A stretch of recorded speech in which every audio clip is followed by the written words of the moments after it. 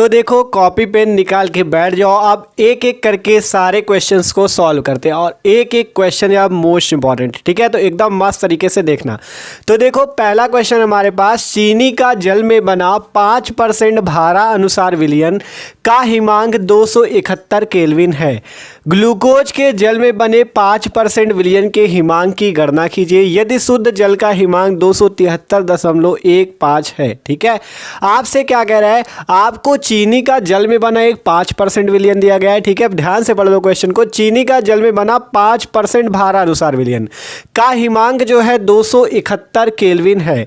आप कहा गया ग्लूकोज के जल में बने 5% विलयन के हिमांक की गणना कीजिए। आपको चीनी का जल में बना जो विलयन है उसका हिमांक दिया गया है और आपको ज्ञात क्या करना है, ग्लूकोज के जल में बने विलयन के हिमांक की गणना कीजिए, ठीक है। ग्लूकोज के जल में बने 5% विलयन के हिमांक की गणना कीजिए और यदि शुद्ध जल का हिमांक जो है वो 273.15 केल्विन है। तो मोस्ट इंपॉर्टेंट ये क्वेश्चन बहुत बार ये एग्जाम में पूछा गया है, ठीक है। प्रीवियस ईयर में बहुत बार पूछा गया है। तो चलो इस क्वेश्चन को एकदम मस्त तरीके से सॉल्व करते हैं। तो देखो क्वेश्चन को कैसे करना एकदम आसानी से। देखो आपसे पहले कहा गया चीनी का जल में बना 5% भारा अनुसार विलयन का हिमांक 271 केल्विन है।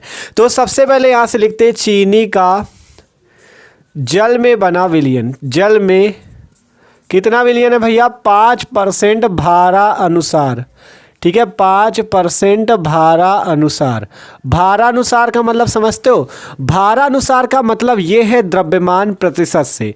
हमने जब आपको द्रव्यमान प्रतिशत पढ़ाया था तब उसमें फॉर्मूला बताया था, जैसे अगर आपको विलेय का द्रव्यमान प्रतिशत निकालना है तो उसका फॉर्मूला होता है विलेय का द्रव्यमान बट्टे में विलयन का द्रव्यमान इंटू 100।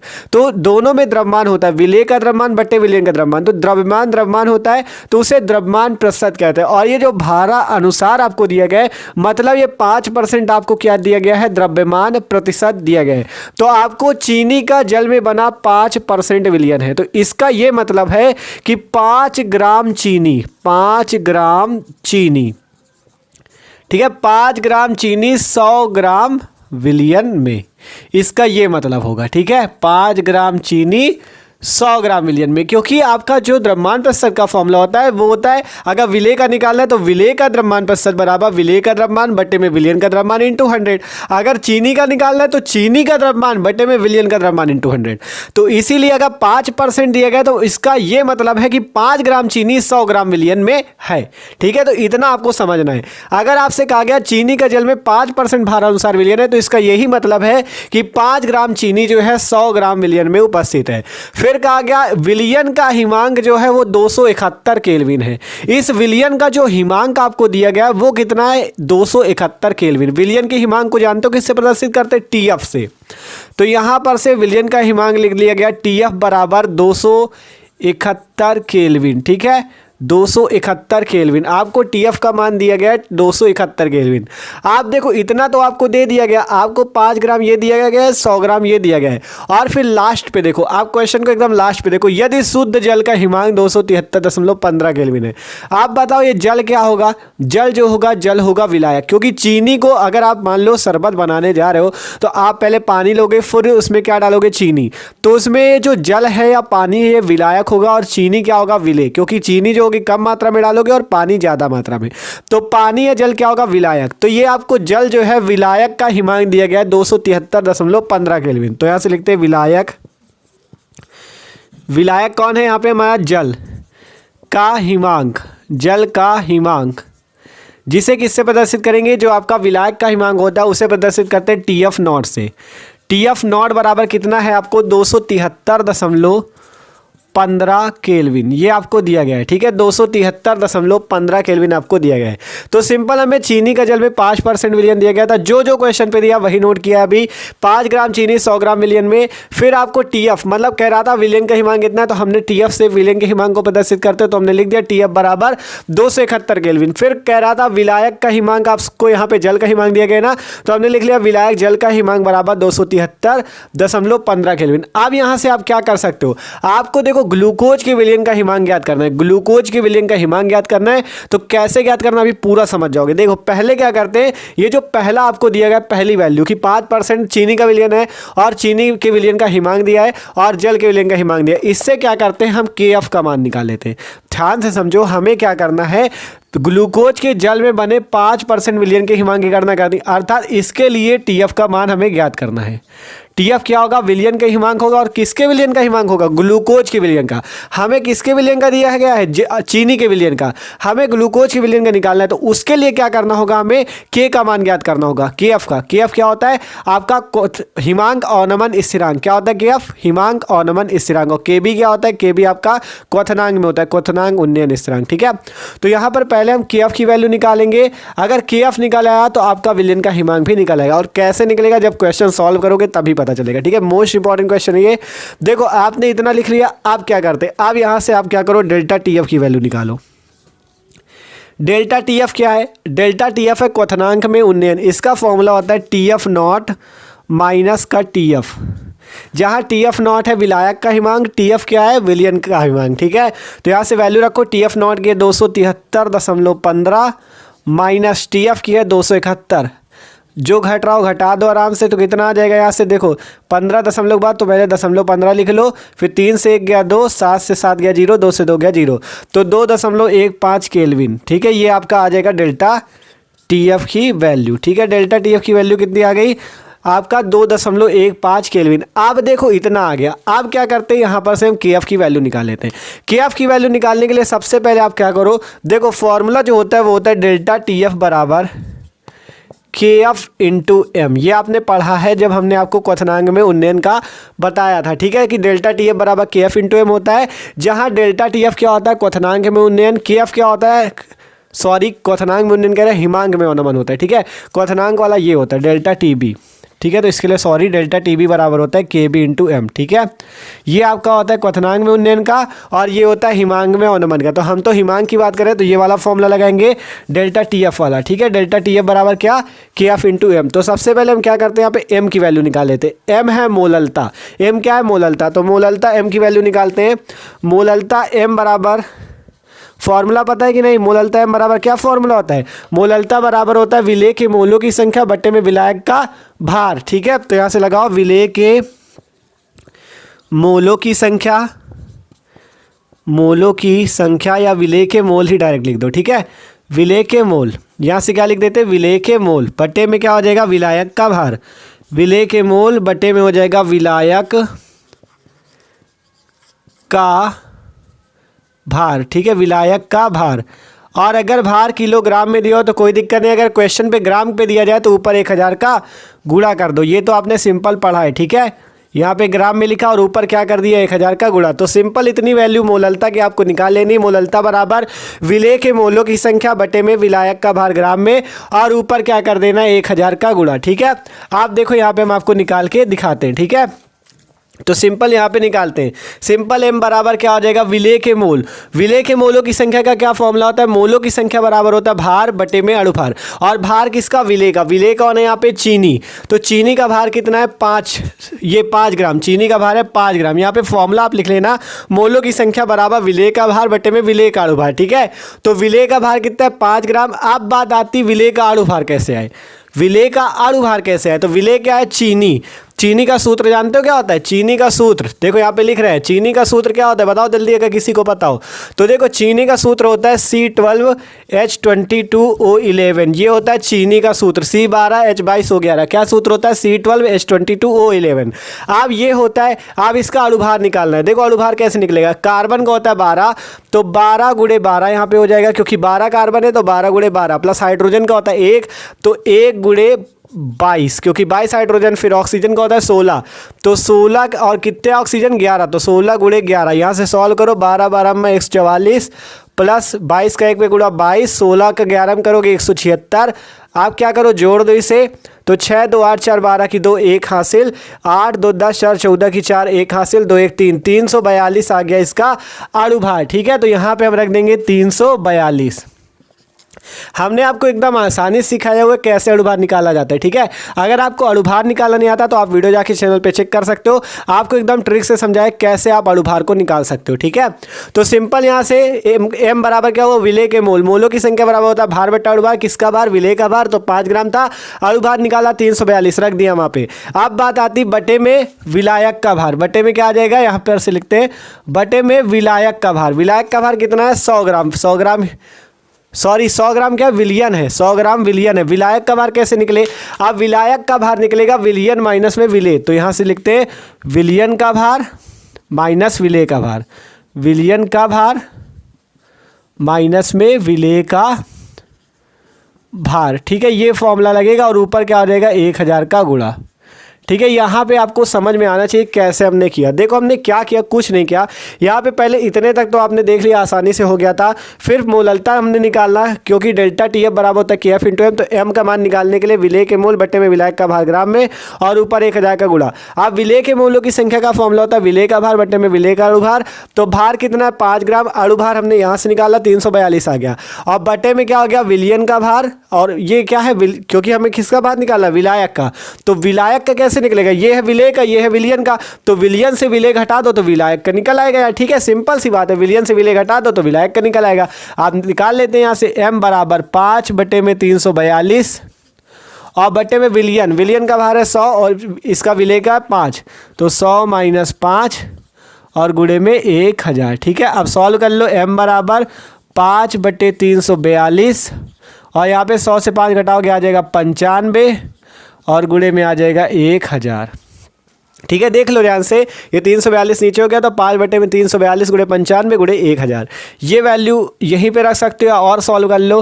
5 से 95 को काट दो 19 आ जाएगा, ठीक है। 19 पंचे 95, तो m की वैल्यू आ जाएगी आपकी 1000 बटे में 342 गुणे 19 और मात्रक मोल प्रति किलोग्राम, मोल प्रति किलोग्राम, ये आ जाएगी आपकी वैल्यू, ठीक है।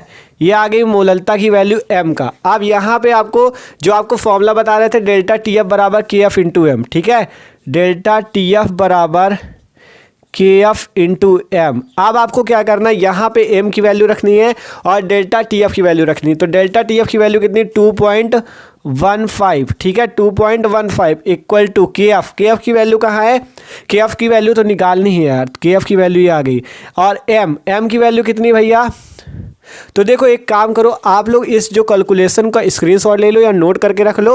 अब हम यहाँ पर केवल ऊपर m की वैल्यू रखेंगे और पूरा सॉल्व करके दिखाएंगे। तो आप इसका क्या कर लो, इतने का स्क्रीनशॉट लो, ठीक है। सिंपल m की वैल्यू ये आई थी और हमने यहाँ पे रख दी डेल्टा टी एफ बराबर के एफ इंटू एम लगाया। डेल्टा टी एफ की वैल्यू ये, के एफ का मान यहाँ से निकाल लेंगे और m की वैल्यू ये। आप के एफ की वैल्यू देखो यहाँ से निकालते हैं तो के एफ को इधर ही रखो और ये जो नीचे वाला पद इसका गुणा कर दो तो क्या हो जाएगा, के एफ बराबर 2.15 और ये नीचे था तो ऊपर चला गया तो 342 गुणे 19, 342 गुणे 19, ठीक है। 342 गुणे 19 और बटे में 1000, ठीक है। तो ये आ गई के एफ की वैल्यू, देख लो सिंपल, कुछ नहीं किया यार।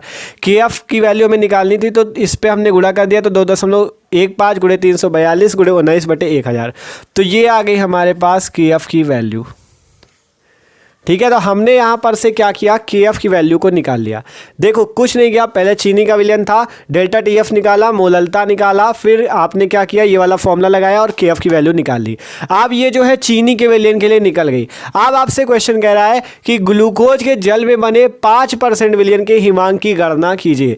अब आपका क्वेश्चन इतना तो हो गया, ये पहले चीनी वाले से आपने के एफ निकाल लिया। अब आपको सिंपल ग्लूकोज वाला लगाना है और उसमें जो है डेल्टा टी एफ बराबर के एफ इंटू एम वाला फॉर्मूला लगाना है और डेल्टा टी एफ की वैल्यू निकाल लेनी है। फिर आपको टी एफ का मान निकाल लेना, आंसर आपका कंप्लीट हो जाएगा। ये क्वेश्चन 4 नंबर का पूछा जाता है और मोस्ट इंपॉर्टेंट है। तो आप क्या करो, इसका पूरा स्क्रीनशॉट ले लो, पूरा इरेज कर देंगे, क्योंकि देखो कितनी वैल्यू हम रखेंगे केवल इतनी के एफ की, क्योंकि हमें के एफ की ज़रूरत है।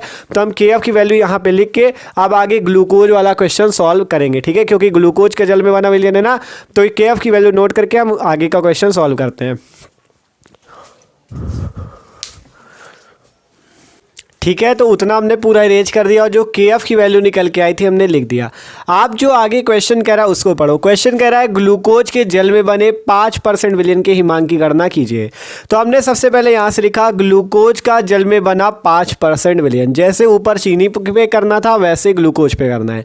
आपका ग्लूकोज का जल में बना 5% विलयन अर्थात 5 ग्राम ग्लूकोज 100 ग्राम विलयन में। ठीक है, 5 ग्राम ग्लूकोज कितने विलयन में? 100 ग्राम विलयन में। तो अब क्या करना है आपको करना है शुद्ध, कहा गया विलयन के हिमांक की गणना कीजिए, अर्थात आपको यहाँ पे टीएफ की वैल्यू ज्ञात करनी है। और टीएफ किसका? ग्लूकोज का। वो जो टीएफ दिया गया था पहले ये वाला, ये था चीनी के लिए, ये किसके लिए था? 271 केल्विन चीनी के लिए। लेकिन अब आपको ग्लूकोज के लिए ज्ञात करके दिखाना है। तो देखो कैसे सिंपल सा क्वेश्चन है, आगे देखो। अब इतना करने के बाद आप क्या करो, सबसे पहले यहाँ पर मोललता निकाल लो, इसकी भी ग्लूकोज की भी मोललता निकाल लो। मोललता बराबर हो जाएगा, क्या फॉर्मूला था? विलेय के मोल, विलेय के मोल। ठीक है, विलेय के मोल और बटे में किसका भार? विलायक का, विलायक का भार, और ऊपर क्या आ जाएगा? 1000 का गुणा। ये क्वेश्चन सिंपल यही फॉर्मूला था ना आपका, विलेय के मोल बटे में विलायक का भार और गुणे में 1000। ये फॉर्मूला लगा दो और यहाँ से क्या करो, मोललता स्मॉल एम की वैल्यू निकाल लो। तो स्मॉल एम बराबर क्या आ जाएगा यहाँ से? विलेय के मोल, विलेय के मोल बराबर विलेय का भार बटा अणु भार। विलेय का भार 5 और अणु भार कितना आएगा यहाँ पे? अणु भार ग्लूकोज का, ग्लूकोज का सूत्र होता है C6H12O6, ये ग्लूकोज का सूत्र था। और चीनी का सूत्र था C12H22O11, ये था चीनी का सूत्र। C12H22O11, लेकिन ग्लूकोज क्या है? C6H12O6। तो इसका भी अणुभार निकालो। 12 कार्बन का तो 12 गुणे 6 प्लस हाइड्रोजन का 1 तो 1 गुणे 12 प्लस ऑक्सीजन का 16 गुणे 6, तो यहाँ से कर लो तो 12 × 72 प्लस 12 प्लस 96 जोड़ दो तो 96 तो 98 100 180 आ जाएगा अणुभार। ठीक है, जोड़ लेना 180 अणुभार आएगा। तो यहाँ पर से हम अणुभार रख देते 180 बटे में विलायक का भार। विलायक का भार वैसे ही आएगा जैसे उसमें आता, विलयन का भार माइनस विलेय का भार, 100 - 5 बराबर 95 और गुणे क्या आ जाएगा? 1000। ठीक है, सिंपल देख लो, सिंपल मोललता निकालनी, विलेय के मोल बटे विलायक का भार इंटू 1000, विलेय के मोल भार बटा अणुभार, भार ये अणुभार ये रख दो, विलायक का भार ये और गुणे में 1000। अब आगे क्वेश्चन को सॉल्व करें। देखो इतना आने के बाद आपको m बराबर 5/180 गुणे 95 और गुणे में क्या आ जाएगा? 1000। ये आ गई m की वैल्यू। ठीक है, ये आ गई m की वैल्यू किसके लिए? ग्लूकोज के लिए। देखो 5/180 गुणे 95 गुणे 1000।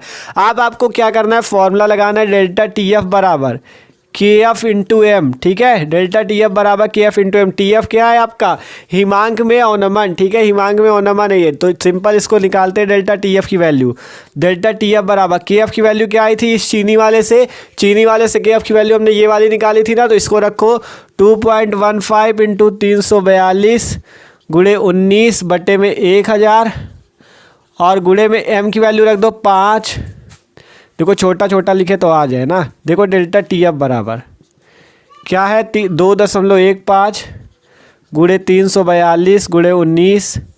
ठीक है, और बटे में 1000 और यहाँ पे गुणा m की वैल्यू रख दो 5 बटे में 180 गुणे 95 और गुणे 1000। ठीक है, देख लो वैल्यू सही रखा है ना। KF की वैल्यू रखा 2.15 इंटू 342 गुणे 19 बटे 1000, m की वैल्यू 5/180 गुणे 95 गुणे 1000। अब इस क्वेश्चन को सॉल्व करो। 1000 ये कट गया। ठीक है, 1000 से 1000 कट गया। यहाँ पे देखो 19 और 19 पंचे 95, तो 19 पंचे 95 से 95 कैंसिल। ठीक है, देखो 19 पंचे 95 से 95 कैंसिल। ऊपर 342 नीचे 180, अभी भी कटेगा क्या? 4 2 6 3 9, 3 से काट दो। चलो नीचे काटते हैं। डेल्टा TF बराबर 2.15 गुणे 342 गुणे बटे में 180। ठीक है, तो 3 से काट देते हैं ना। ठीक है, 9 से भी कट जाएगा। देखो ये 9 से काट दो ना, 9 त्रिका 27। ठीक है, 27 और 7 34, 9 8 72। ठीक है, 9 से कट गया ना, 9 8 72 2 7 27 34। ठीक है, और ये 20 आ जाएगा। आप सॉल्व करो। डेल्टा TF बराबर 2.15 गुणे 38 बटे 20। ठीक है, सिंपल कुछ नहीं है कि आप पहले क्या किया था, 5 19 था तो 19 पंचे 95 से 95 कट गया, 1000 से 1000 कट गया। ठीक है, फिर इतनी वैल्यू आई, 19 से काट दो, 19 से ऊपर 38 आ जाएगा, नीचे आ जाएगा 20। आप इसे सिंपल सॉल्व कर लो डेल्टा TF। ठीक है, सिंपल आपको इसे सॉल्व कर लेना है, जिससे जो डेल्टा TF की वैल्यू आएगी वो आएगी 4.085 केल्विन। ये वैल्यू आ जाएगी डेल्टा टी एफ की, सॉल्व कर लेना एकदम आसानी से यार, ठीक है।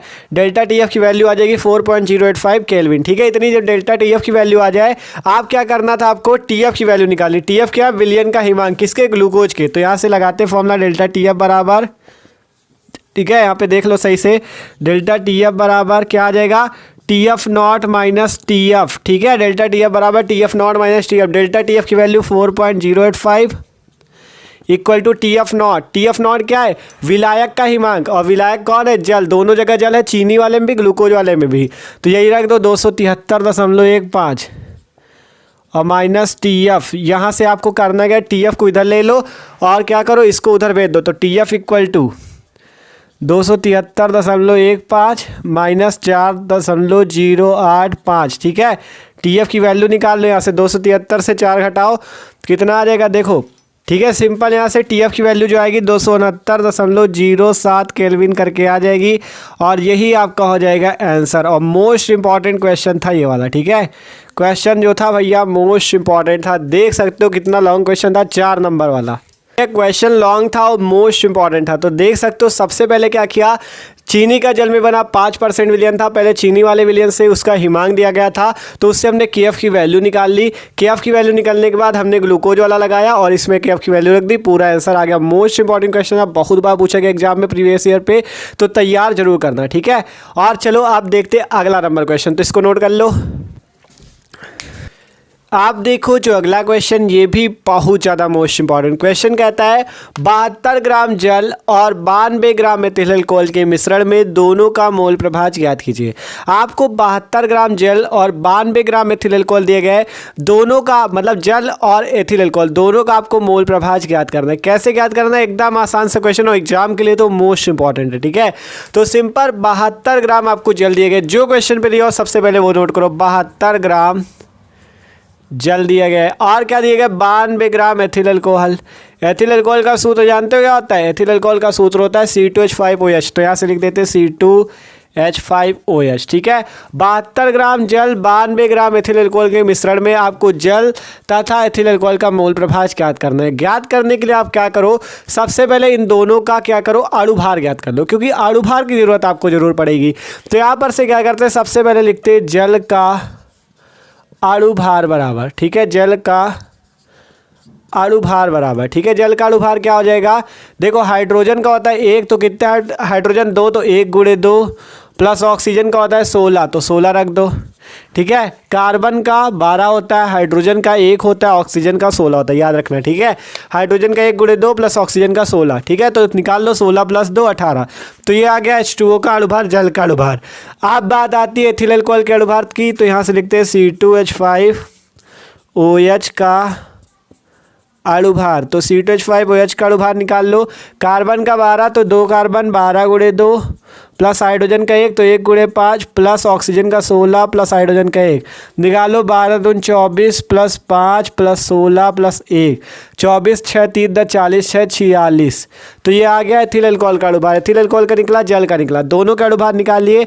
अब आपको निकालना है मोल प्रभाज। तो मोल प्रभाज का फॉर्मूला जानते हो, मान लो देखो, अगर मोल प्रभाज जो हमने आपको पढ़ाया था, तो मोल प्रभाज में बताया था, अगर आपको विलयन में किसी अवयव या घटक का मोल प्रभाज ज्ञात करना है, तो आपको फॉर्मूला होता है, अगर मान लो आपको विलेय का ज्ञात करना है, तो विलेय का मोल प्रभाज अगर आपको विलयन में ज्ञात करना है, तो उसका फॉर्मूला होता है विलेय के मोल बटे में विलयन के कुल मोल, ठीक है। ये होता है फॉर्मूला। तो सिंपल, अगर आपको किसी का भी जल या एथिल अल्कोहल का किसी का ज्ञात करना है, तो आपको सबसे पहले उसके मोलों की संख्या की जरूरत पड़ेगी, क्योंकि जब मोल प्रभाज में फॉर्मूले में ही मोल आता है, मोल, तो आपको सबसे पहले क्या निकालना होगा, मोल निकालना होगा, ठीक है। तो सबसे पहले क्या करते हैं, जल के मोल निकालते हैं और एथिल अल्कोहल के लिखते हैं। अब H2O के मोल बराबर, ठीक है, H2O के मोल बराबर क्या हो जाएगा, H2O का भार बटे में क्या फॉर्मूला होगा, H2O का अणुभार, ठीक है, H2O का अणुभार, ये फॉर्मूला हो जाएगा। तो भार कितना है H2O का, कहाँ गया, 72, तो 72 रखो, बटे में अणुभार कितना है, अणुभार ये 18, तो 18 रखो, 18 से 72 काट दो, आ जाएगा 4, तो H2O के मोल आ गए 4। अब यहाँ से निकालो C2H5OH के मोल, C2H5OH के मोल बराबर C2H5OH का भार, ठीक है। सिंपल इसी टाइप से फॉर्मूला आपका लगेगा, C2H5OH का भार बटे में C2H5OH का अणु भार, ठीक है, C2H5OH का अणु भार। तो ये फॉर्मूला सिंपल लग जाएगा, C2H5 के मोल बराबर C2H5OH का भार बट्टे में C2H5OH का अणु भार। तो आप क्या करते हैं, आगे सॉल्व करते हैं, ठीक है। आप क्या निकालना है, आपको मोल प्रभाज, ठीक है। अब आपको भार बटा अणु भार लगाया, भार कितना है एथिल अल्कोहल का 92 ग्राम, अणु भार कितना है 46, तो 92 बटे में 46, 46 से 92 को काट दो, 46 दूना 92, 2 आ गया, ठीक है, 46 दूना 92, 2 आ गया। अब यहाँ से एथिल अल्कोहल के मोल कितने निकले, 2। आप क्या मोल निकला एथिल अल्कोहल के भी जल के भी। अब आपको मोल प्रभाज का फॉर्मूला लगाना है और निकाल लेना है H2O का मोल प्रभाज। पहले H2O का निकालते हैं, फिर निकालते हैं एथिल अल्कोहल का। एकदम आसान है यार, वो इंपॉर्टेंट बहुत ज़्यादा है, ठीक है। तो एथिल अल्कोहल का मोल प्रभाज ज्ञात करना है। तो एथिल अल्कोहल देखो आपसे बताया, जैसे विलेय का ज्ञात करना है तो विलेय के मोल बटे में विलयन के कुल मोल। तो उसी प्रकार से अगर एथिल अल्कोहल का ज्ञात करना है या जल का ज्ञात करना है, तो अगर जल का ज्ञात करो तो जल के मोल बटे में जल विलयन के कुल मोल। तो यहाँ पर से क्या हो जाएगा फॉर्मूला, जल के मोल H2O के मोल और बटे में विलयन के कुल मोल। विलयन में कौन कौन है, जल और एथिल अल्कोहल। तो पहले जल के मोल और फिर प्लस लगाओ एथिल अल्कोहल के मोल प्लस एथिल अल्कोहल C2H5OH के मोल। ये फॉर्मूला सिंपल हो जाएगा, ठीक है। सिंपल सी बात समझो, विलयन में 2 लोग हैं, जल और एथिल अल्कोहल। इस क्वेश्चन के हिसाब से जल और एथिल अल्कोहल 2 लोग हैं मिश्रण या विलयन में। तो अगर आपको जल का निकालना है तो उसका फॉर्मूला होगा जल के मोल। देखो जल का मोल प्रभाज ज्ञात करना है तो जल के मोल बट्टे में विलयन के कुल मोल। अगर एथिल अल्कोहल का ज्ञात करना है तो एथिल अल्कोहल के मोल बट्टे में विलयन के कुल मोल। ये फॉर्मूला होगा। तो हमें जल का ज्ञात करना है मोल प्रभाज, तो जल के मोल बट्टे में जल के मोल प्लस एथिल अल्कोहल के मोल। तो जल के मोल भैया कितने आए, जल के मोल आए हैं ये 4, तो 4 रखो बट्टे में जल के मोल 4 प्लस एथिल अल्कोहल के मोल 2, तो 4/6 बराबर कितना आ जाएगा 2/3। ये आ गया जल का मोल प्रभाज 2/3, सिंपल वैल्यू रख दी, आ गया। आप निकालते हैं इसका मोल प्रभाज एथिल अल्कोहल का, तो यहाँ से लिखते हैं आपका एथिल अल्कोहल का मोल प्रभाज, एथिल अल्कोहल का मोल प्रभाज। फॉर्मूला सिंपल यही होगा, केवल आपको करना क्या है, ऊपर आप एथिल अल्कोहल का लगा रहे हो तो एथिल अल्कोहल ऊपर लिख दो, एथिल अल्कोहल के मोल और बटे में क्या आ जाएगा एथिल अल्कोहल के मोल प्लस में किसके, जल के मोल, जल के मोल। ये सिंपल सा फॉर्मूला होगा, ठीक है। अगर आपको जल का मोल प्रभाज निकालना है तो जल के मोल बटे में जल के मोल प्लस एथिल अल्कोहल के मोल, और अगर एथिल अल्कोहल का निकालना है तो एथिल अल्कोहल के मोल बटे में एथिल अल्कोहल के मोल प्लस जल के मोल। तो लगा दो फॉर्मूला और निकाल लो। एथिल अल्कोहल के मोल है आपका 2, तो 2 बटे में एथिल अल्कोहल के 2 प्लस जल के कितने 4, तो 2/6 और काट लो, 2 1 कम 2 2 3 6 1/3। तो एथिल अल्कोहल का भैया जो मोल प्रभाज आया वो आया 1/3 और जल का जो मोल प्रभाज आया 2/3। तो एकदम मस्त तरीके से आप निकाल सकते हो। आपसे क्वेश्चन कह रहा था जल और एथिल अल्कोहल का मोल प्रभाज ज्ञात करो। तो जब आपको इस टाइप का क्वेश्चन आए, देखो मोल प्रभाज वाला क्वेश्चन हर साल पेपर पे आता है, तो भले संख्या बदल जाए 72 92 बदल जाए, उससे टेंशन न लेना। मोल प्रभाज का क्वेश्चन आता है तो आपको मोल प्रभाज समझना है। मोल प्रभाज का मतलब ये है, अगर मोल प्रभाज ज्ञात करना है तो सबसे पहले उसके आप मोलों की संख्या ज्ञात कर लो। और मोलों की संख्या कैसे ज्ञात करोगे, पहले आपको अणुभार ज्ञात करना होगा। तो हमने अणुभार ज्ञात किया दोनों का, फिर मोलों की संख्या, फिर मोल प्रभाज का फॉर्मूला लगाया। मोल प्रभाज बराबर होता है, अगर आपको जल का निकालना है तो जल के मोल बटे में विलयन के कुल मोल, एथिल अल्कोहल का निकालना है तो एथिल अल्कोहल के मोल बटे में विलयन के कुल मोल। तो देख सकते हो ये क्वेश्चन मोस्ट इंपॉर्टेंट थे। तो आज की वीडियो पे यार इतना ही। तो इन क्वेश्चंस को तैयार जरूर कर लेना, ठीक है। मिलते हैं इसके अगले वाले वीडियो पे, जो अगला वीडियो आएगा उस पर और क्वेश्चंस को देखेंगे, ठीक है। तो चैनल पे अगर नए हो यार तो सब्सक्राइब कर लेना, और डिस्क्रिप्शन पे आपको प्लेलिस्ट मिल जाएगी क्लास 12 केमिस्ट्री की, क्लास 12 फिजिक्स की। मस्त तरीके से अपनी तैयारी कर सकते हो। तो okay, thanks for watching this video.